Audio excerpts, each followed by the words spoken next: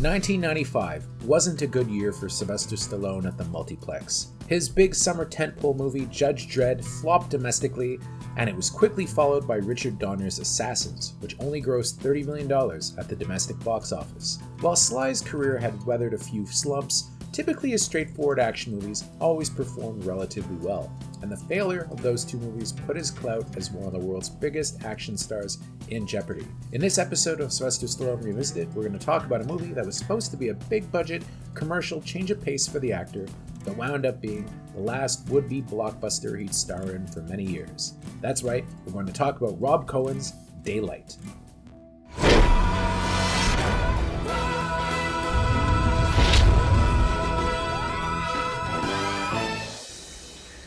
Get them to daylight. Don't let them die in this place. Here? Flashback to the mid-90s. Sylvester Stallone had launched a major comeback with Cliffhanger and followed it up with two more global blockbusters, Demolition Man and The Specialist. In 1994, Stallone signed a deal for $20 million to star in a movie for an upstart new studio called Savoy Pictures. The movie was never made, but a new benchmark had been set for movie star salaries, with $20 million paydays suddenly the fee that all A-listers wanted. Stallone got a rich $17.5 million from Universal to star in Daylight, and before the film went in production, they signed him to a 3-movie deal for $60 million, which would mean $20 million apiece. But this film would underperform drastically, and the 3-movie deal would eventually expire, with Stallone only making a horror thriller for them called Detox, aka I See You, which would disastrously go direct to video, essentially ending his career as a movie star, for a while anyway. Like all legends, Sly would make a comeback, but in the late 90s, things were dire. To this day, Daylight remains an obscure title in Stallone's library. It was supposed to be a huge film, with Universal spending a rich $80 million to make it. One has to think that Stallone's fans, who were used to him killing bad guys at this point, were disappointed to see him as the lead in a movie where the body count happens independently of Stallone's fists. The movie was a part of an interesting mini-trend that happened in the mid-90s where the old disaster film cycle was revived. Let me explain.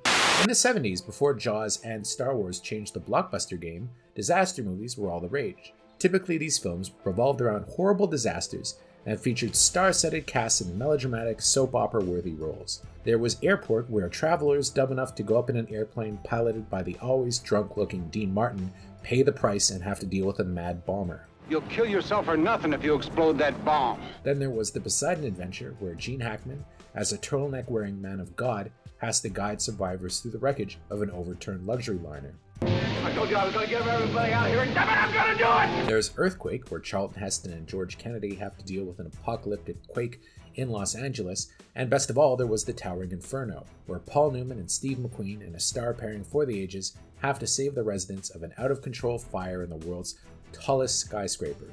Those people are going to die up there if something's not done. The genre petered out when the premises began to get dumber, such as Michael Caine fighting killer bees in The Swarm, or Michael Caine, again, returning in Beyond the Poseidon Adventure to recover stolen uranium.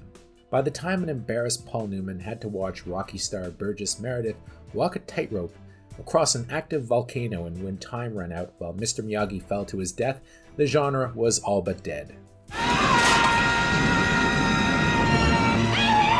But it came back in a big way in 1996, thanks to the year's two biggest movies, Twister and Independence Day. Only Twister was a true disaster movie, but ID4 used the star-studded melodramatic style of those films, with director Roland Emmerich still being a guy that's making movies in this genre many years later. He seems to be the specialist. Being exterminated. Suddenly, studios were greenlighting disaster movies left and right, including not one but two volcano movies, Dante's Peak and Volcano. The problem? All these disaster movies flopped, including Sly's entry, Daylight. In the movie, Sly plays Kit Latura. What a name. A former New York City emergency medical services chief now working as a taxi driver. During his commute, he witnesses a disastrous explosion that traps commuters in an underground tunnel that runs under the Hudson River, and it's about to collapse. Okay, now talk to me. How many people are left alive down there? Sly being Sly, he immediately jumps into action, reclaiming his old job with emergency services and undertaking a suicide mission where he enters the tunnel via its ventilation system to rescue the survivors. Sounds pretty cool, right? In some ways yes, in some ways no. I know you've been through hell down here, I can see that, but I'm just asking you to be patient. Daylight came out shortly before CGI started to dominate special effects, and some of the practical effects here are pretty incredible.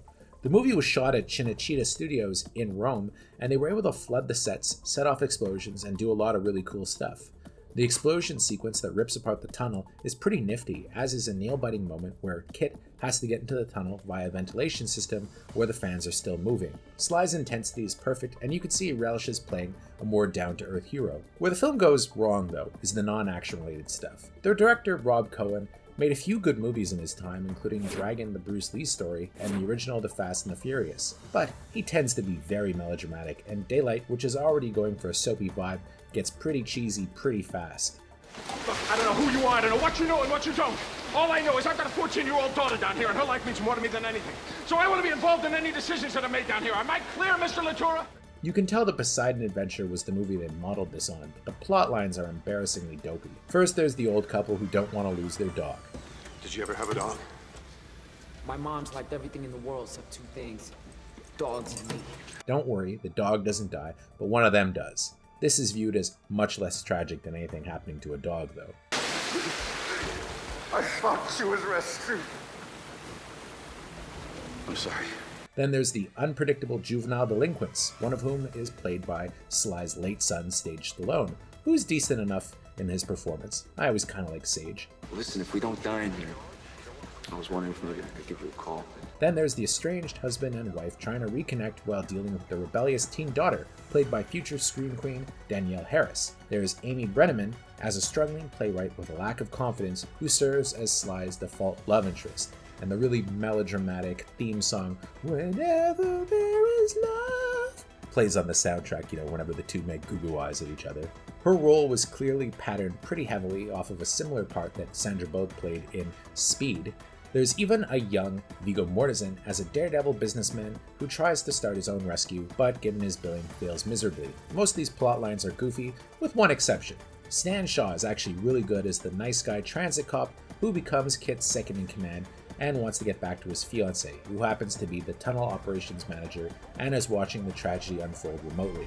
He brings some depth and pathos to his part. You just have to leave me. No. Yeah. We can make it. Not with a broken Yes, neck. George. I just need some time to figure it out. Just some time. Overall, though, this is pretty silly stuff, even if it is still kind of fun.